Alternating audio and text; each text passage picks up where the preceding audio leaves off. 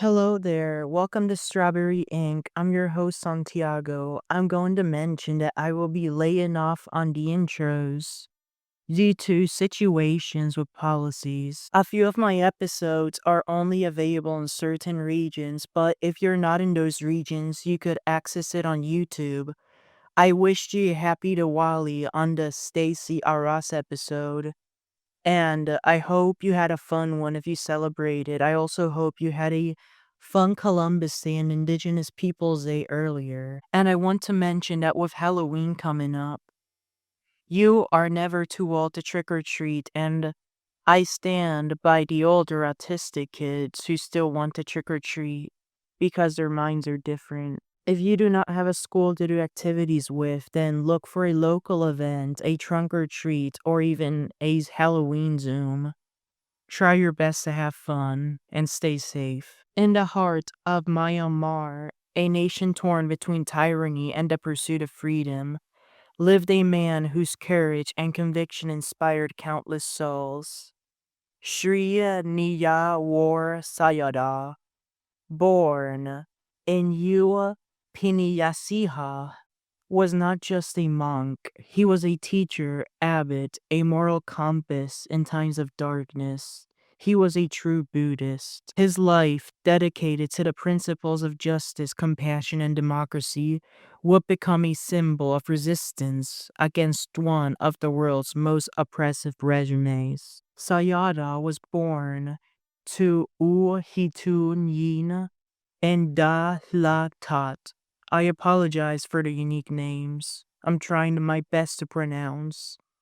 At the tender age of 14, he was ordained as a novice monk, and by age 27, he received a full ordination, adopting the monastic name of Panyasiha.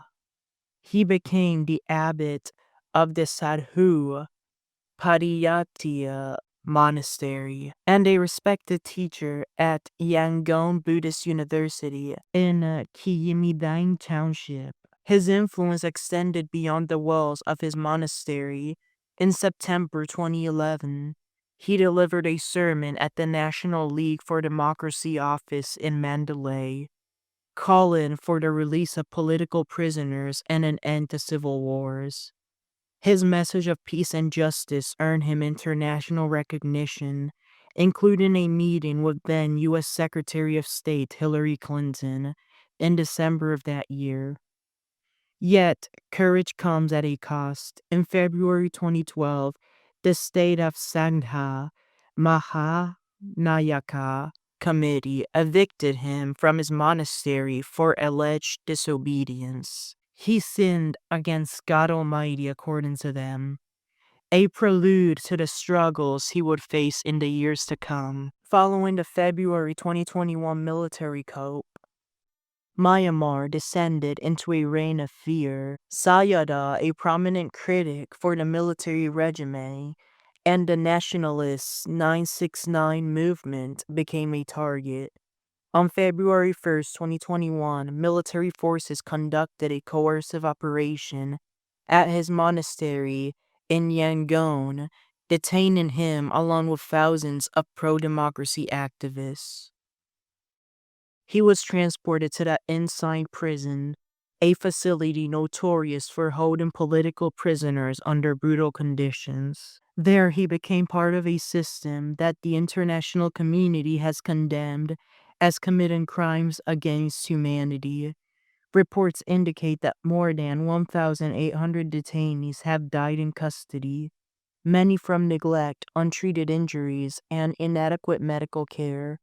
In 2024 alone, 31 political prisoners perished, and between January and September 2025, at least 20 more died due to dire prison conditions. Incidents of lethal violence, including shootings during confrontations inside the prisons, were tragically common. In Myanmar, the military controls the judicial system.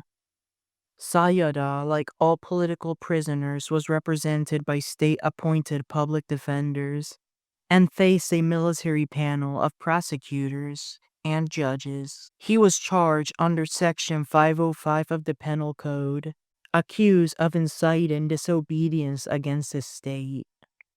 Unlike a fair trial, the process was opaque and heavily biased. Detainees were remanded into custody at their prisons, with sentencing handled down by these military appointed judges. By some measure of luck, Sayadaw received only a 2-year sentence. He was released on November 17, 2022, as a part of a mass amnesty, which freed over 6,000 prisoners, including prominent figures such as writer Maung Far Cho and 88-generation student leader Kao Miya. Yet the years in prison had taken a toll. His health had deteriorated severely.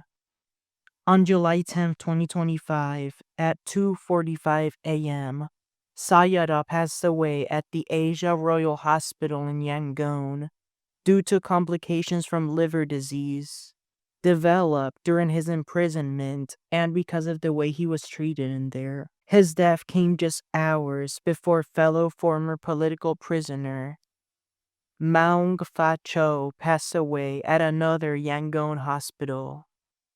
Sayadaw's life was a testament to courage, compassion, and unwavering commitment to justice.